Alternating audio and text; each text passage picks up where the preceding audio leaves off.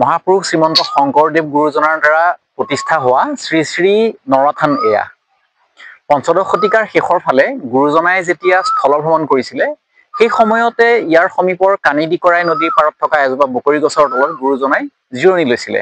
এই নৰথানৰ প্ৰতিষ্ঠা সম্পৰ্কে আমাৰ এটি চুটি ভিডিঅ' আহকচোন চাওঁ।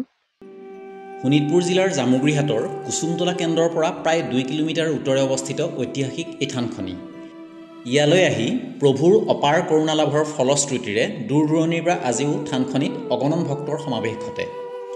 জনশ্ৰুতি আছে, পঞ্চদশ শতিকাৰ শেষৰ ভাগতে গুৰুজনাই ঘিলাধাৰী নদীৰে নাৱেৰে উজাই জামুগুৰিহাটৰ অন্তৰ্গত হলগুৰিৰ চেউনী বটদ্ৰৱা থানত স্থিতি লয়। তাৰ পৰা প্ৰত্যাৱৰ্তনৰ বেলিকাত স্থলপথৰে যাওঁতে কানিডিকৰাই নৈৰ পাৰত অৰণ্যকীৰ্ণ ঠাইত এজোপা বগৰী গছৰ তলতে জিৰণি লৈছিল। আন এক জনশ্ৰুতি মতে গুৰুজনাই কলাবাৰী গাংমৌলৈ ঘিলাধাৰী নৈৰে নাৱেৰে আহোঁতে ঘিলাধাৰীত সংযোগ থকা ডিকৰাই নৈৰ পাৰৰ উল্লেখিত স্থানতে জিৰণি লৈছিল।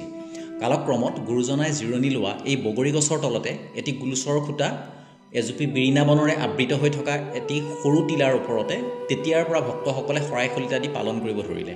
থানখনি চৌহদত সংৰক্ষণ কৰি ৰখা নাটটোতে গুৰুজনাই পানী খাইছিল বুলিও সকলোৱে বিশ্বাস কৰে। কিম্বদন্তি আছে যে গুৰুজনাই উক্ত স্থানত জিৰণি লওঁতে নাতিৰ দূৰত থকা কানিডিকৰাই নদীয়ে গুৰুজনাক ডিকৰাইৰ পানীত পদস্পৰ্শ কৰিবলৈ আকুতি কৰিছিল।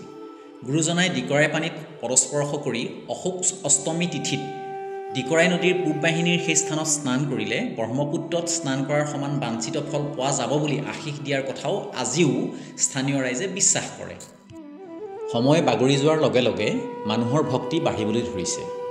সম্প্ৰতি নিতৌ দূৰ দূৰণিৰ ভক্তিপ্ৰাণ ৰাইজৰ সমাগম ঘটে এই ঐতিহাসিক নৰোৱা থানলৈ। বৰ্তমানে নৰূপত সজাই পৰাই তোলা এই ঐতিহাসিক থানখনি উত্তৰ অসমৰ অন্যতম ধৰ্মীয় উপাসনাথলীত পৰিণত হৈছে।